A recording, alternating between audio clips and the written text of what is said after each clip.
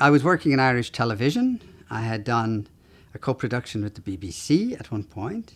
It was called The Ballroom of Romance. It was very successful. And David Putnam, a very prominent English producer, sent me a book called Cal. I read it and he said, "What did you think?" I said, "I think it'd make a good film." We chatted, he came over, I went over, and so that's how it happened. So then I did Cal, which was the first feature film I had done. It was written by Bernard McClaverty, and I used to go to Scotland, part of your background. I used to go to the Western Isles where he lived, and we'd work on the script there. Beautiful, it was great fun. He still remains a friend. I was asked by a producer, the producer I had done The Ballroom of Romance with, which got a BAFTA and a lot of awards around the world, and he asked me, would I read this book, which is a novella. It's 111 pages, Gaeilge A Month in the Country, and I read it, and I liked it very much. I responded very well to it, and I had experience with this producer before, and I really respected him and rated him. His name was Kenneth Trod, and I read it, and then we met Simon Gray, a very distinguished English playwright who was worked a lot with Harold Pinter. And Simon and I worked on the script in my flat in London for a few weeks, very amicably. I like working with writers. I think that when you get into the writer's head and you get into the novel's heart, you're in a very good place. In the first draft of the script, it had a lot of narration. I felt I could make the film without it, and the film would be better without the narration. I've nothing against narration. Billy Wilder has used it brilliantly in lots of films. Lots of people have. And I don't go along with the kind of cliched opinion that narration is a weak device in film. A lot of people say that, but I think it can be very powerful. But in this case, it didn't need it.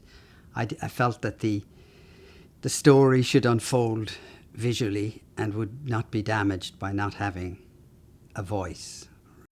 In this case, the novel was short, and as you know yourself, sometimes very short stories, like some of the John Huston films, the earlier films that he made.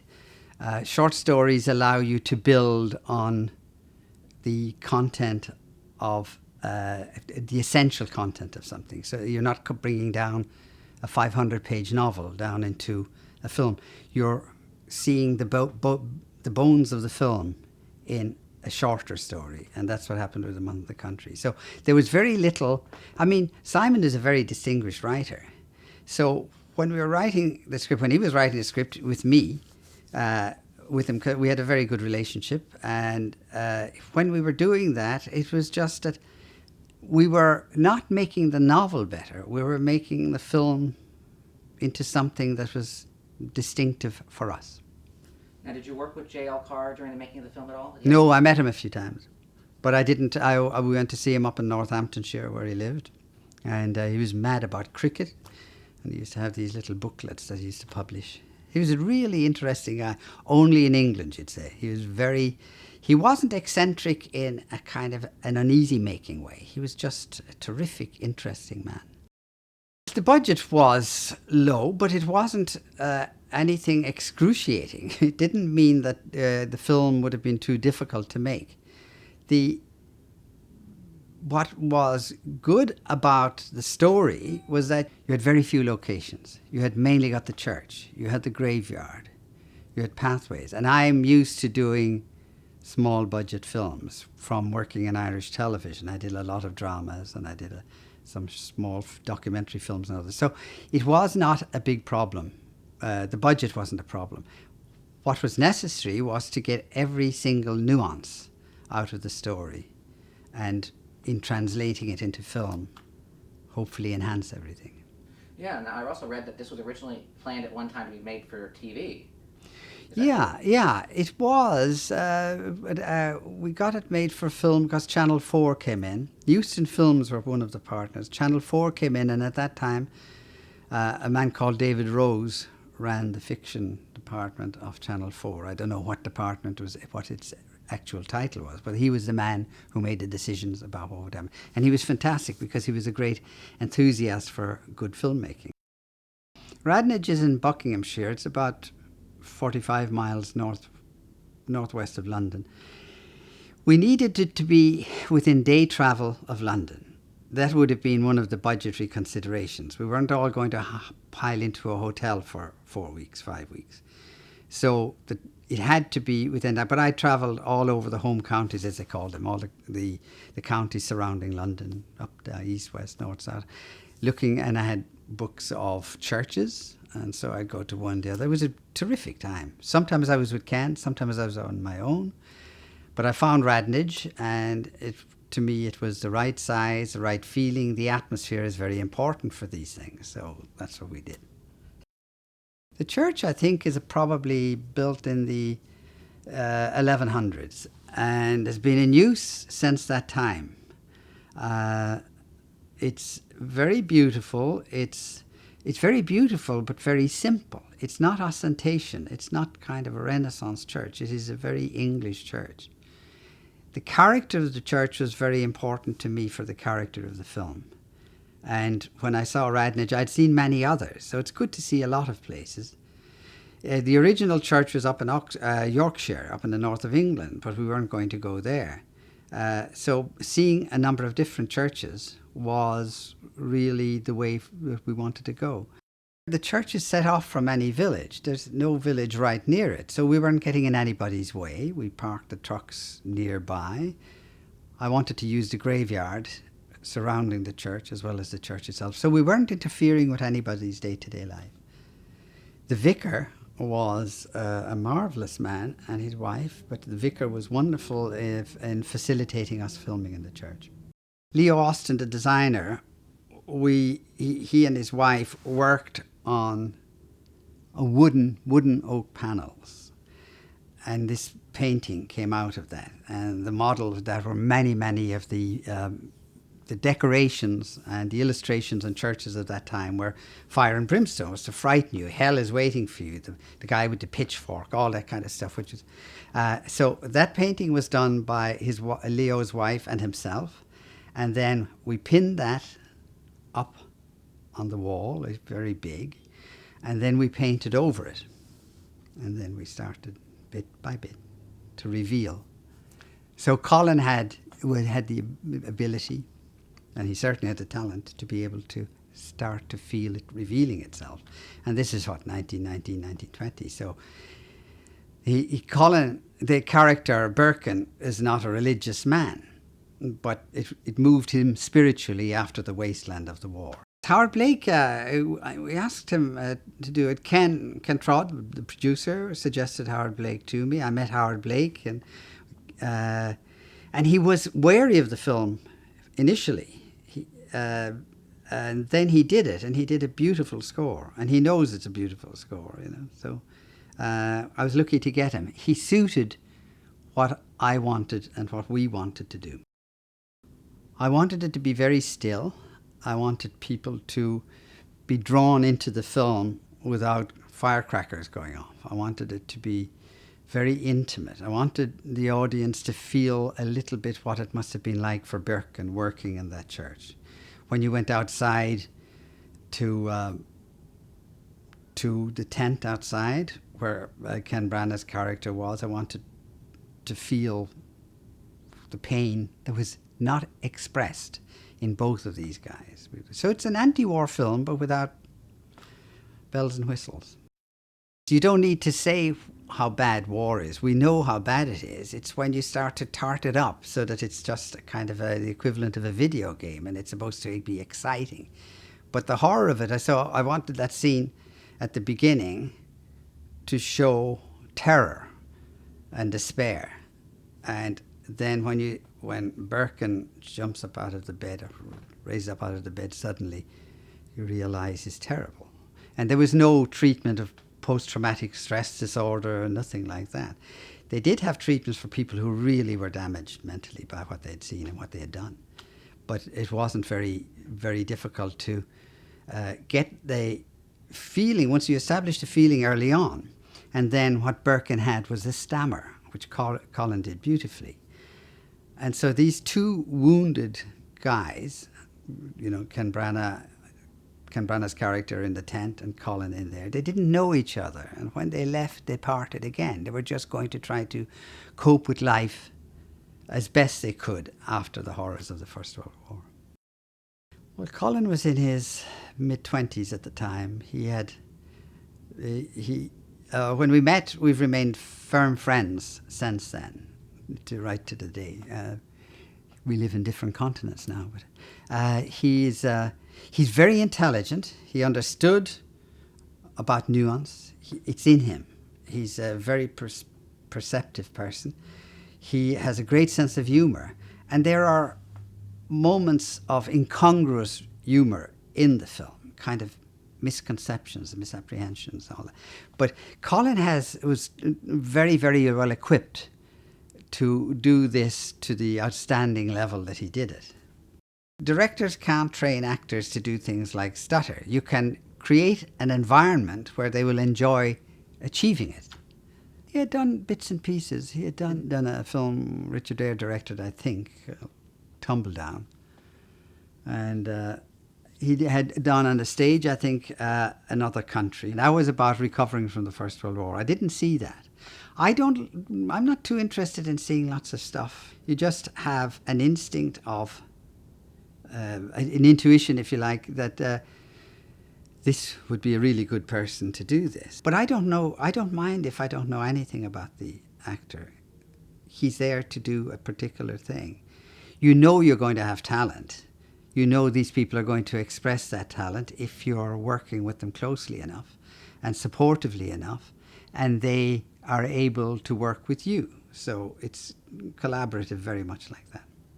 Ken Branagh had done considerably more than Colin.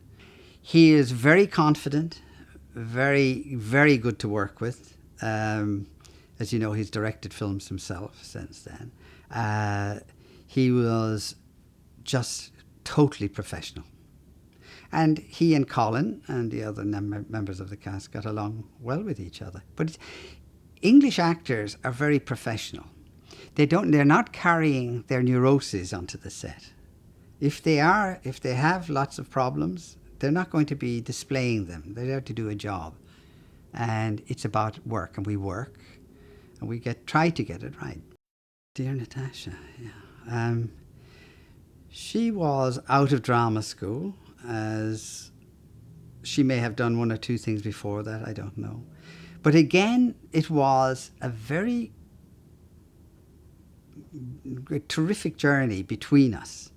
It was, in a way, the happiest film I ever made.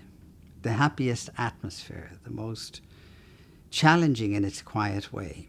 But everyone wanted it to be as good as it could. Natasha was absolutely open and honest and very intelligent. And I think actors are tremendously intelligent. And she was. And so she was able to get the loneliness and the vulnerability and the trap that she was in as Mrs. Keach. She was never going to have a quickie divorce. This was it. And she fell in love with Birkin, but it was unexpressed. And people were saying to me even before, during and after, oh, why don't you at least let them kiss? And I said, no, the point is they don't. They come that close to kissing at the end. Up in the belfry, when she comes to say goodbye, what she's come to say as well is, I love you.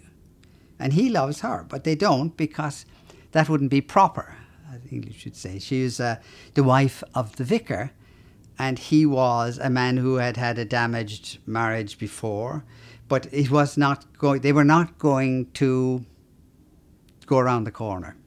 The poignancy of them not being able to go further in a relationship gave their relationship and the relationship depicted in the film its power. I was very keen that it didn't tumble over into melodrama or sentimentality.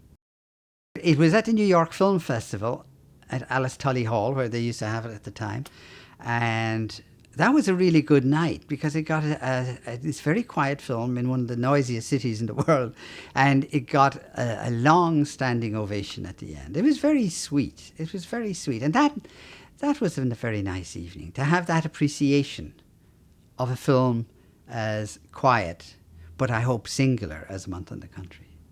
I've been to Cannes before with Cal. We got Best Actress thing at Cal a couple of years before. And I didn't go because why would I go? You know, better things to do. I mean, it's a terrific festival, and I think I would admire the top European festivals, film festivals, more than I would things in the United States, because they have a history and whatnot. But no, I mean, no, what for? You know?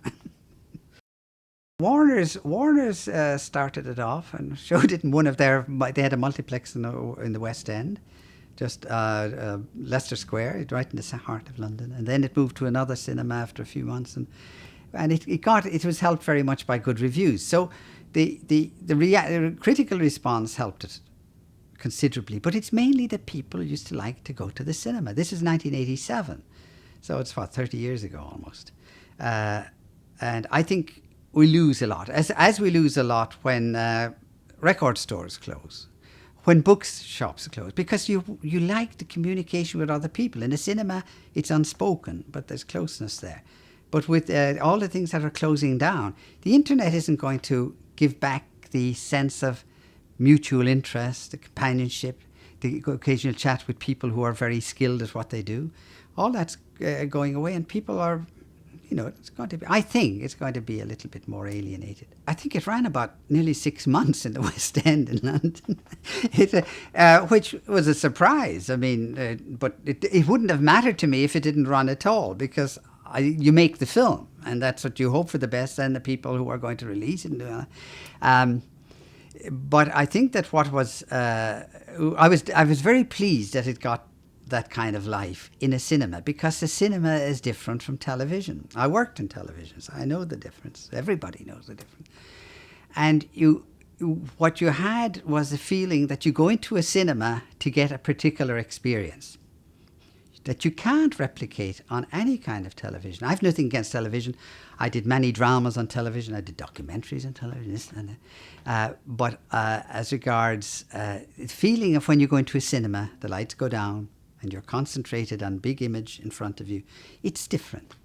And it's imperiled now, and I think it's maybe the era of cinema going is slowly, grindingly coming to a close. And I think it's a terrible pity, because when I'm making a film, I'm making it for that screen in my head. It's that big screen, it's not a small screen.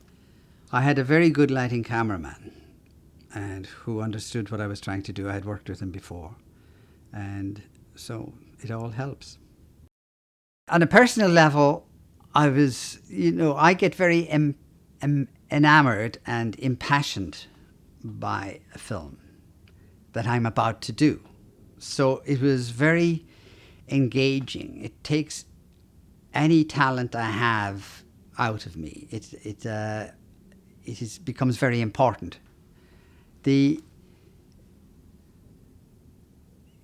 professional thing, it doesn't, again, my life isn't step A, step B to get to step C and D. You're just lucky. You're very lucky, first of all, to be directing films, to be making films. And I was very happy making this film and afterwards. And I was working with colleagues who are marvelously talented, including Ken Trodd, the producer. And I've worked with a lot of very talented people over the years. And it was very important to do it, but only because I feel that I achieved the quality that I wanted to in the film afterwards. What other people think of it, you want people to like it. You wanted to, I suppose, go to the odd festival and that kind of stuff. And this was at other festivals as well. A month in the country. But you can't live by, I hope this is leading me somewhere. Colin and I saw together in my house about 4 years ago. Just us and Colin's son, one of his sons. And it was lovely. It was also shown in a little mini festival in the middle of London as well. And it was at the London Film Festival, where it didn't look very good because it was slightly out of focus from beginning to end. They had projected it slightly out of focus. I was furious, but anyway. Tell us about the experience of revisiting the film with Colin and his son. What did you guys feel? How did you guys feel about the film? Were you proud of it after all these years? Yeah. We're probably more subdued than Americans about clapping ourselves on the back, So, but we were pleased with it. We liked it. We paid attention to it again, which is a nice thing. I think one of my sons was there as well. and we have a small house. But it was very nice.